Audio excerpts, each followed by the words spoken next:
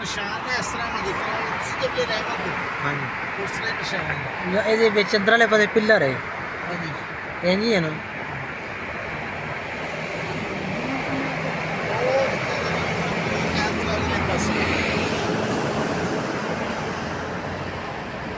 ਅਗਲਾ ਏਰੀਆ ਹਾਂਜੀ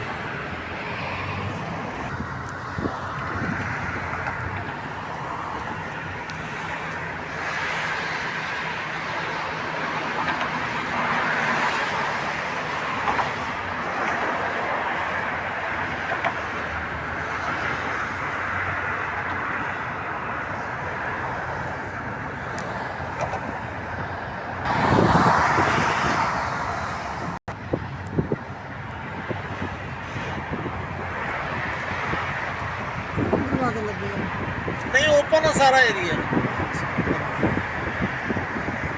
टंकर मारी जो उतलिया ने आया के थले उन्हें टच इतना शुरू हो जाता है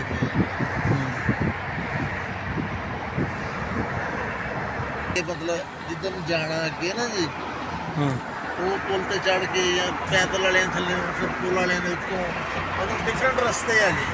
ठीक है